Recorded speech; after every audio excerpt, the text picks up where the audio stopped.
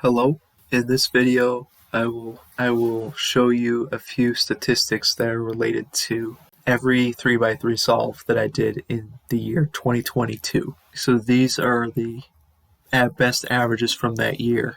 I'm just going to make sure I think this is true. I think every single one of these is an overall PB average slash single. So I broke every single PB in the year 2022, I think. So let me just double check that. Yeah, because the average of 5, it took me all the way until like November to break the average of 5, but I actually did. So yes, I broke every single one of my PBs in the year 2022, so that's pretty cool. Let's compare the end of 2022 with the end of 2021. So this right here is the end of 2021, and 2021's sessions were actually 2 different sessions. So the only thing that's missing here is that I had a 5.84 mean of 3 in the first half of the year. But anyways, other than that, these are all of my best averages from 2021, and then these are all my best averages from 2022. So my best average of 10,000 went from 8.19 to 7.84. So that's a difference of 0.35. So if you went just based on that, that means I improved by 0.35 seconds in 1 year, which if you really think about it, that's pretty pathetic. If you'd go based on 5,000, I improved by 0.36. 2,000 improved by 0.39. Let's see, average of 1,000, 0.39 improvement. So let's just do average of 100. So this improved. So this one actually improved by a lot more. So like my very best average of 100 improved by actually a bit more than my best average of 10,000. So this improved by a total of 0.44. That's not that much better. 0.44. So the improvements are like 0.35, 0.36, 0.39, 0.44. So that's about how much I improved by. We could just say, if we just round it up to 0.4, which is being a bit generous, but even if I'm being generous with myself, I only improved by 0.4 seconds in 1 year. That means that if I keep improving at the same rate, let's say right now I average 7.8. That means that I will average 7.4 by the end of this year. That improvement is really slow. Average of 12 went from 699 to 666. Average of 5, 609 to 593. Mean of 3, 588 to 543. And my best single time, this single time was not my overall PB. My overall PB at the end of 2021 was 3.48. which I had gotten in 2020, but then I got a 3.16. Okay, what's the next thing we want to look at? Okay, so the next thing we're going to look at is it was only starting on August 8th of this year that I started to record the daily averages. So that's just the average of every solve I did that day. So that gives you a decent idea. It's a pretty good indication of what I'm averaging because it just gives you what I averaged on that day specifically. I did talk about this in my last video where I talked about doing 500 solves a day for a month. In between August 8th and September 8th, I had a break from school and I didn't have to do anything. So I did 500 solves a day for the entire time to see what would happen. And I did not improve at all. Not only did I not improve at all, but I didn't even get close to what I was averaging like 3 months earlier. I was averaging around 7.8 in like April and May, but the best average of average of 500 that I got during that whole time, or the best daily average I got, was 7.90.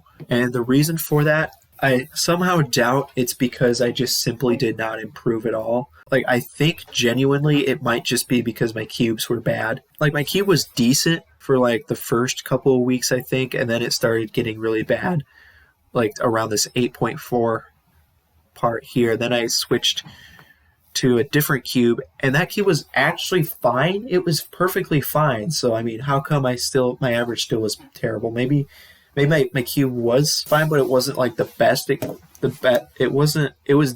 It was good, but it wasn't great. But how could that possibly have been enough to prevent me from not even getting it? Prevented me from getting a sub-8 average for like the entire last week here. But yeah, and then And then school started, so I did not do a single solve in between September 8th and October 26th. And then on October 26th, I started doing solves again. And then after the first couple of sessions here, I switched back to my GAN 11. So the story is I got a MOU WRM and tried to use that for like the first half of this thing. And then I switched to my old GAN XS and used that for the rest of this section. And then I used my old GAN XS for like the first 3 sessions, but it was really bad.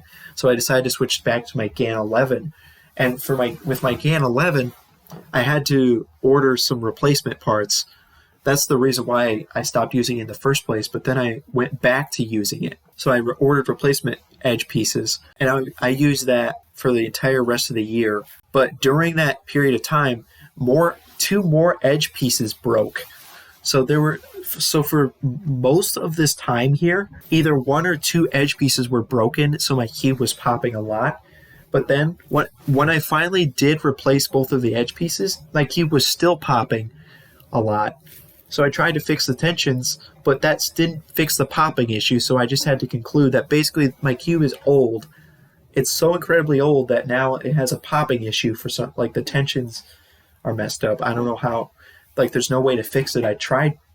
I even tried setting it to the highest or tightest possible tensions and it still was having the problem. So what is the general time? It's hilarious. I very, very quickly got an average, a daily average that was better than all of these averages.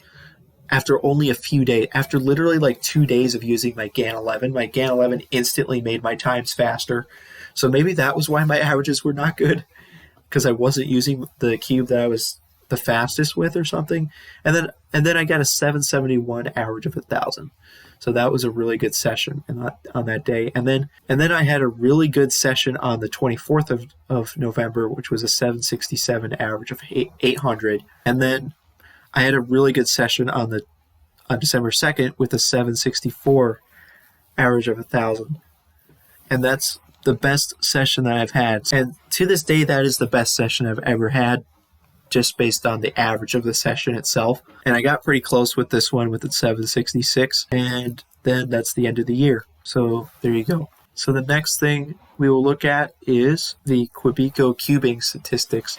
So this line represents my current average of 1,000 during the entirety of the year 2022.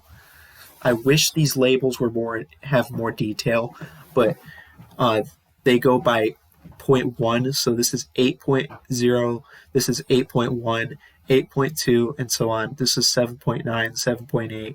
Beginning of the year, I was averaging low 8. So this is 8.4 right here. And right here was a good stretch where I was averaging 8.1. And then right around here is April 11th. From April 11th to around May 14th, that I had a really, really good stretch of solves where I got a 786 average of 10,000. As you can see, the average is like 7.9, 7.8, and it went down to 7.75 right here. And then, fun fact, my GAN 11 edge piece broke, so I thought that I could not use my GAN 11 anymore because my edge piece broke, when in fact I could have easily just kept on using it, but I didn't know that at the time. So I switched to using I think it's called an RS3M.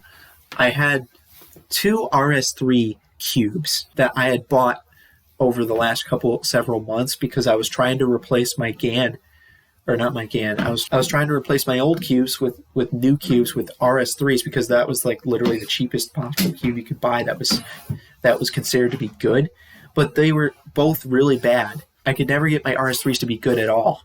I have no idea how people set those cubes up because they're always slow. No matter what you do, they're always slow. So my average went up dramatically all the way up to 8.1, 8.2. And then I started school in June. So I didn't do very many solves during that summer. And then I already talked about how I did 500 solves a day. This is the 500 solves a day for a month. It looks kind of weird, but yep, that's what it looks like. And as you can see, literally got all the way up to 8.5 at one point. That is how terrible that stretch was. Like, look how terrible this is compared to this. That's why I was so disappointed with the 500 solves a day thing, because look how terrible this average is compared to this. But anyways, then school started again, and I didn't do any solves until October, and then I actually did a decent amount of solves from the end of October to the end of the year, and I actually got my average down even lower than it was over here, so that's pretty good. And I beat my average of 10,000.